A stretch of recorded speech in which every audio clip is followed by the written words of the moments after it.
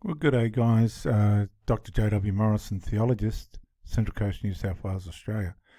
As many of you know, I am very interested in what happens between mothers and sons because of the single mother epidemic and how that can interfere with individuation separation of parent and child, which ends in covert emotional incest and other dysfunctions that lead to people becoming dysfunctional in not only their own lives but throughout the communities. They covertly function, but inside they're ticking time bombs. Anybody that knows a little bit about narcissism, it's the individuation and separation that's critical to the proper, mature, characteristic development of an individual. But in a lot of cases today, single mothers don't want their children to leave because they become dependent on them.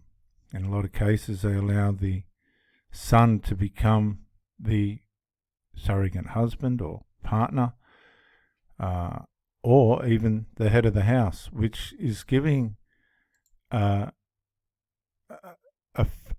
sets the child up to live in a fantasy.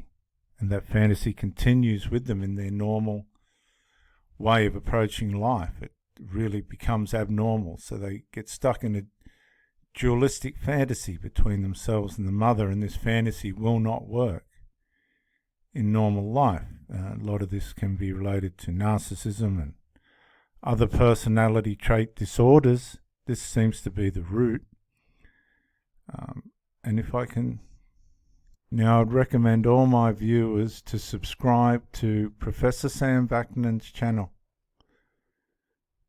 This is the man that coined the word narcissism and all the associated phrases and terms that come with that. I'm just going to play this segment. I've taken a bit of a guess. Let's see if it helps us with individuation separation. So, giants of psychology, together with Freud and Anna Freud and so on. I think we have committed a crime against ourselves. Crime against ourselves by abandoning the vast, rich literature that these people had created based on observations. Mahler had observed children more than all of us combined. Anyhow, autistic state and symbiotic state precede separation individuation. And even the process of separation individuation is broken down to sub-phases: differentiation, practicing, rapprochement, and on the road to object constancy. Now I'm going to describe all these phases and stages, so stay tuned. I just want to say that separation is clinically defined as the emergence from a symbiotic state with the caregiver. When I say caregiver, in 99% of the cases, it's mother. So when the child emerges from the symbiotic state with mother, the child is by definition separating, but individuation comes later. Individuation consists of individual accomplishments and of characteristics acquired in order to form an identity. And don't you worry, I'm going to delve deep into, this is a deep dive, I'm going to delve deep into each and one of the terms that I've mentioned. So we'll leave Professor there, but you can see what he's saying. Without a proper separation from the mother, it's very hard for the masses, not all, to individuate and build your skills and talents that you need for life, because you become too dependent on the mother. And the mother can be limiting. She can take advantage of things that sabotage individuation and separation. And this is where you get these things of resentment and bitterness that come back. Adopted son strangles and kills 65-year-old mother. I love her very much. Family mourns woman allegedly shot and killed by teenage son.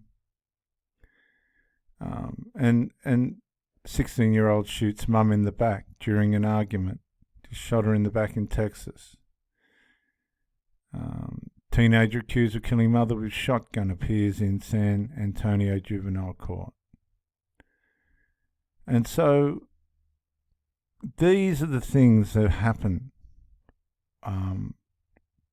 for all different sorts of reasons, but one of the reasons is not individuating and separating, going into a state of covert emotional incest.